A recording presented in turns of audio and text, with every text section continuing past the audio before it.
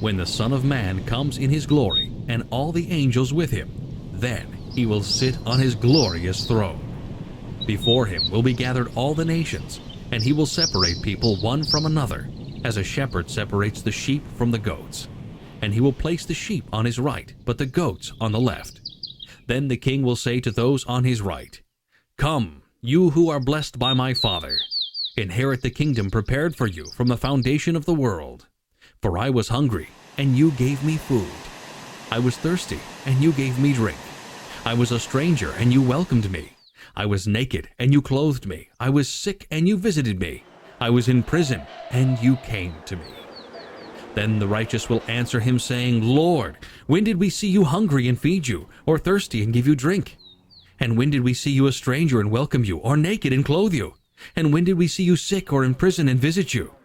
And the king will answer them, "Truly, I say to you, as you did it to one of the least of these, my brothers, you did it to me." Did you feed me when I begged you? Fill my cup when I reached out in thirst. Take me in when I was homeless. When we stood face to face, did you or I come first? Then he will say to those on his left, "Depart from me, you cursed, into the eternal fire prepared for the devil and his angels. For I was hungry, and you gave me no food. I was thirsty, and you gave me no drink. I was a stranger, and you did not welcome me, naked, and you did not clothe me, sick and in prison, and you did not visit me." Then they also will answer, saying, "Lord, when did we see you hungry or thirsty or a stranger or naked or sick or in prison, and did not minister to you?" Then he will answer them, saying, "Truly, I say to you, as you did not do it to one of the least of these, you did not do it to me." And these will go away into eternal punishment, but the righteous into eternal life. Did you answer when I called you?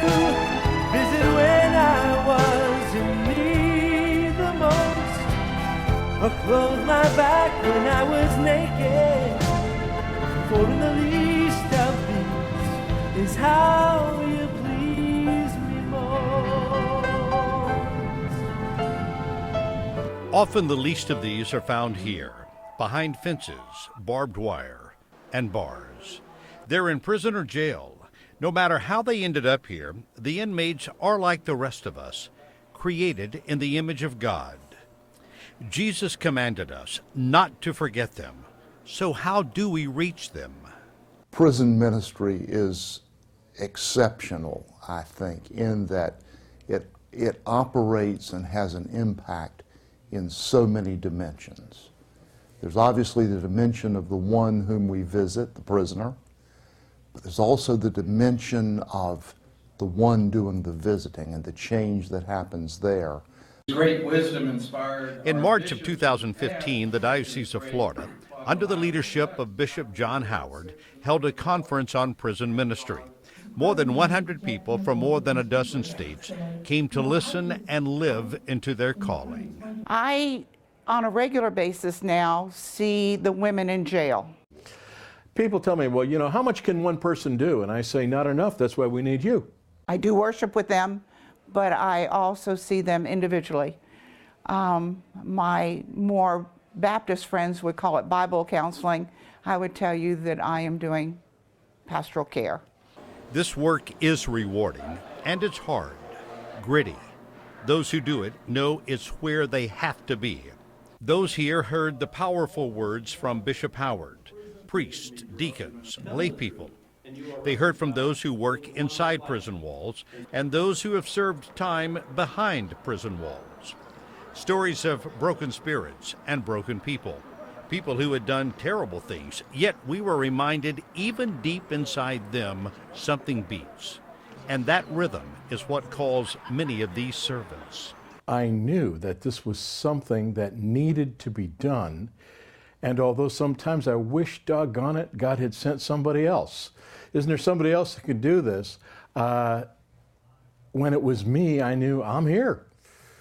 This is what I've been prepared for, and God has put this in front of me, and there's no one else to do it if I don't. A major part of this conference, hearing from victims who believe any and everyone can change. To people who don't believe that, what do you say? You know, at our program, it's open to individuals that want to change. I say, I'll tell you what I tell my staff. We are to treat every individual that walks through our door as if they have paid their debts to society and they're ready to make that change until they prove to you otherwise. We need to be there to reach out and to offer that hand of help until they slap your hand and say no thank you. We need to be ready to offer that hand. That's where I stand. That's my belief. And this power makes up part of the vision for prison ministry of this bishop. This power also speaks to the Diocese of Florida's commitment to prison ministry, some of the most profound work in the Episcopal Church. This is the fence surrounding Wakulla. Home to some 3,500 inmates, it is the largest character and faith-based prison in the country and served by the Diocese of Florida. Its doors never close, never. And through those doors walks this man, the Reverend Allison DeFore. We have a faith community here. We have a church in the classic sense. We don't have buildings, we don't have money, we don't have anything except the community of faith. His calling is crystal clear. Well, the directions are pretty explicit. Matthew 25 basically says we're going to hell if we don't do this sort of thing. So, and it's rather detailed, and it isn't me, it's Jesus talking. This community gathers for Holy Eucharist. The inmates read the lessons, the creed proclaimed together. And on their knees, these men offer their prayers to God. And inside this small building, all are united through the body and blood of Christ. They leave filled and renewed. This is real life-changing work. The results in Florida are not what most prisons in most states are used to. Instead of around a third recidivism rate, failure rate, people coming back into the system within 3 years, you end up with less than 10%. I believe that there's a God, but that's a matter of math, not a matter of faith, and that's going to save the state a lot of money. Did you answer when I called you? Visit when I was in need the most? Or close my back when I was naked? For in the least of these is how